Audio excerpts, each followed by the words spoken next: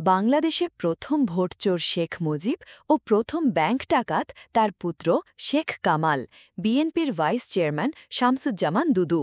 বাংলাদেশে নির্বাচন ব্যবস্থা হাসিনা ভাঙেনি, ভেঙেছে তার বাপ এবং বাংলাদেশের প্রথম ভোটচোর ও ব্যাংক ডাকাত শেখ মুজিব বলে মন্তব্য করেছেন বাংলাদেশ জাতীয়তাবাদী দলের বিএনপির কেন্দ্রীয় নির্বাহী কমিটির ভাইস চেয়ারম্যান শামসুজ্জামান দুদু।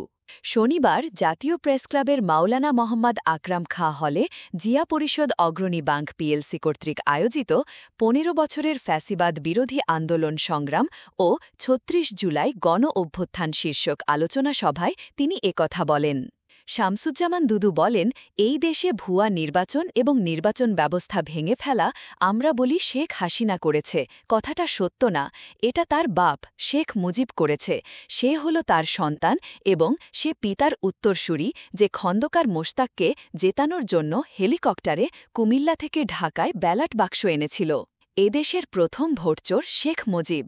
এছাড়াও শেখ কামালের ব্যাংক ডাকাতির কথা উল্লেখ করে তিনি বলেন, এদেশের প্রথম ব্যাংক ডাকাতি করেছে শেখ কামাল, আর সে কি করেছেন শেখ মুজিবের অনুপ্রেরণায়।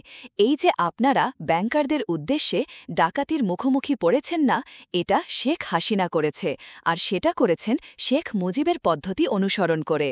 দেশ নিয়ে গভীর ষড়যন্ত্র চলছে, আফাজউদ্দিন, দেশ নিয়ে গভীর ষড়যন্ত্র চলছে।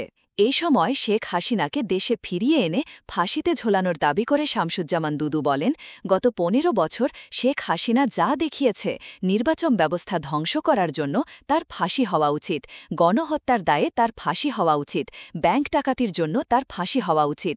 দেশটাকে শেখ হাসিনা ফোকলা বানিয়ে দিয়ে গেছে। যে কোনোভাবে তাকে দেশে ফিরিয়ে আনতে হবে, বিচার করে তার সাজা কার্যকর করতে হবে, এর কোনো বিকল্প নাই।